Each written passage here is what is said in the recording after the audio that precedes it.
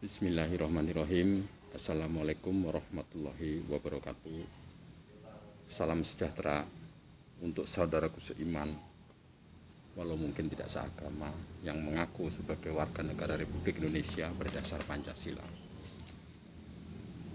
Saya sebagai ulama Pancasila hanya sekedar mengingatkan dan mengajak, mari kita mulai belajar pendidikan moral Pancasila agar jiwa kita benar-benar tertanam pancaran sinar ilahi. Bung Karno telah mengatakan, jas merah, jangan sekali-sekali meninggalkan sejarah. Mari kita mulai belajar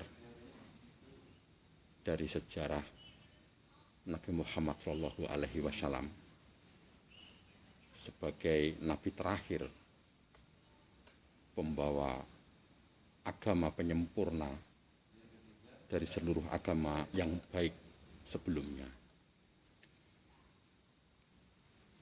Wa ma khalaqtul jinna wal insa illa liya'budun. Jadi tugas kita sebagai manusia di dunia ini adalah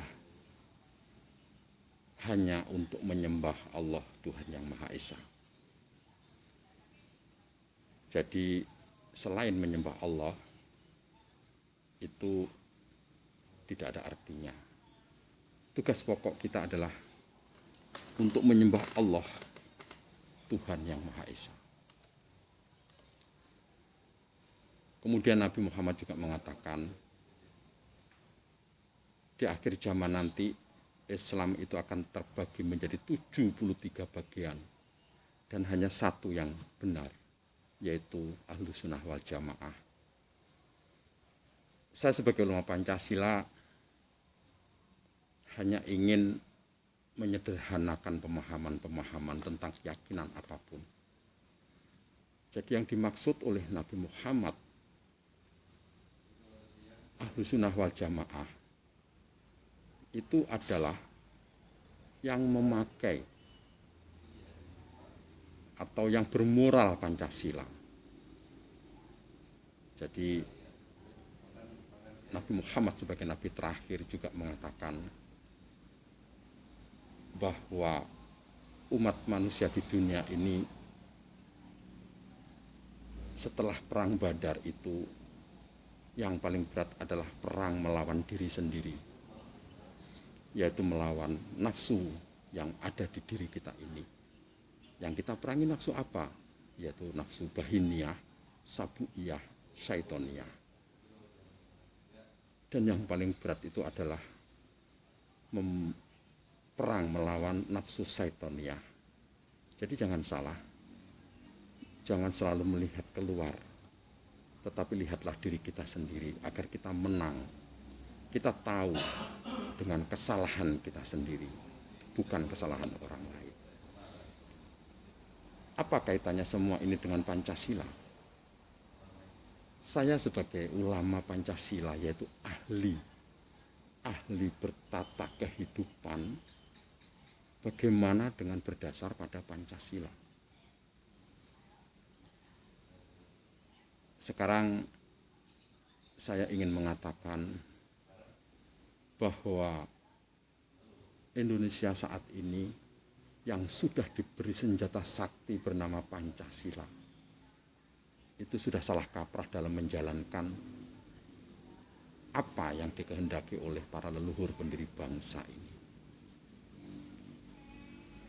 Jadi kita semua dalam rangka untuk menjalankan bertata kehidupan yang sebenarnya, yaitu harus berdasar kepada ilmu nyata atau ilmu pasti, bukan pada ilmu keyakinan atau ilmu kepercayaan diri pribadi dan kelompoknya saja.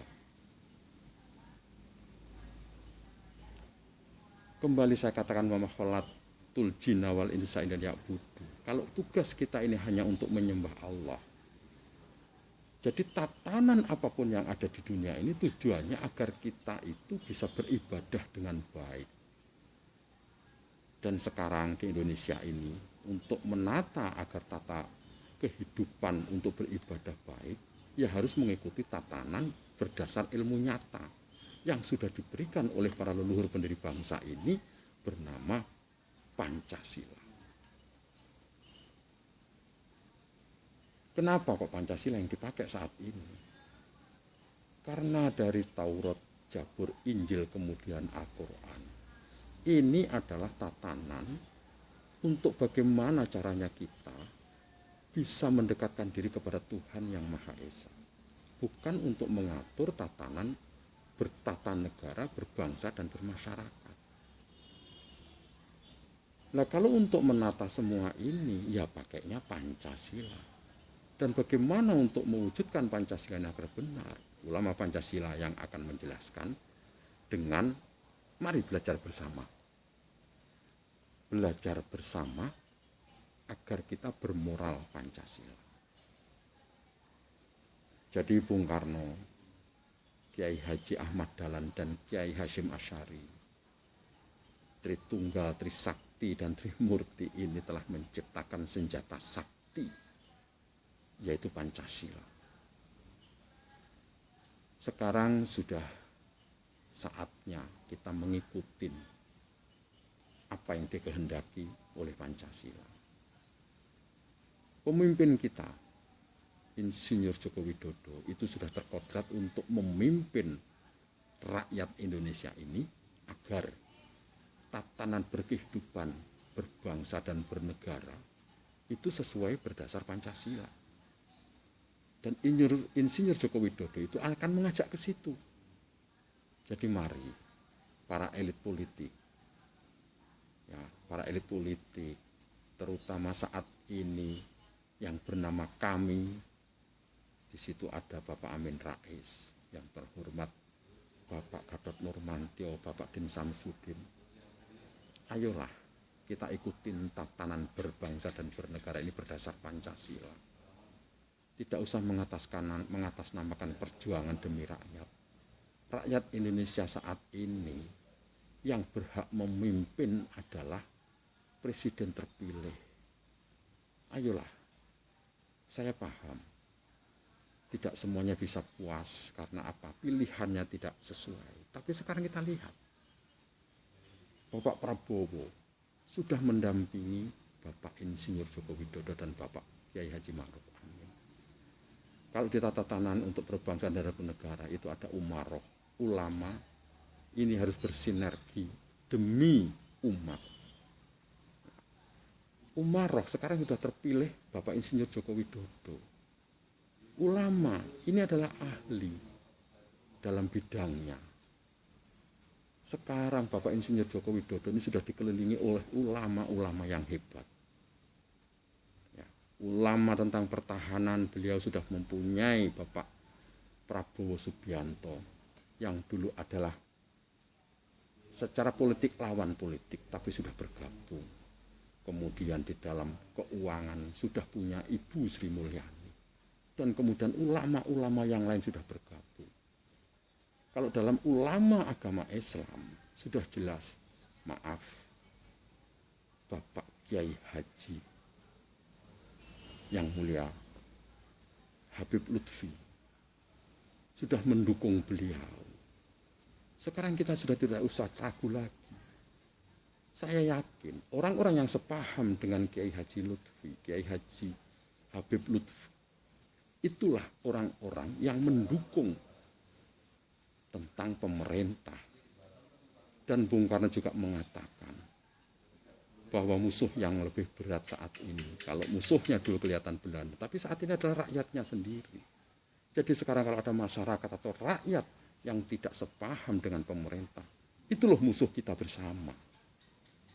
Nah, sekarang saya sebagai ulama Pancasila, walaupun saya tidak berada di pusat, saya selalu memberi dukungan. Sayalah ahlinya Pancasila. Dan semoga segera saya akan bergabung dengan kekuatan Insinyur Joko Widodo akan mengarahkan semua berdasar Pancasila. Untuk apa? Kita ini punya tugas yang lebih penting daripada hiruk pikuk di dalam negeri saja. Kita punya tugas penting untuk menghapus penjajahan di atas dunia. Dan itu siapa yang bisa mewujudkannya. Siapa yang bisa mengarahkan ke situ? Harus ahlinya. Ahlinya siapa? Insya Allah ulama Pancasila akan membawa ke situ. Ayo kita bersama-sama bersatu padu, guyub rukun, andap asor, saling mendukung. Tidak usah saling menghujat lagi dalam negeri. Demi apa? Demi NKRI berdasar Pancasila dan Indonesia sebagai mercusuar dunia akan segera bisa terwujud dan mewujud. Semoga apa yang saya sampaikan ini bisa manfaat dan berarti. Terima kasih. Wassalamualaikum warahmatullahi wabarakatuh. Salam sejahtera untuk saudaraku seiman, walau mungkin tidak seagama. Terima kasih. Salam sejahtera dan merdeka.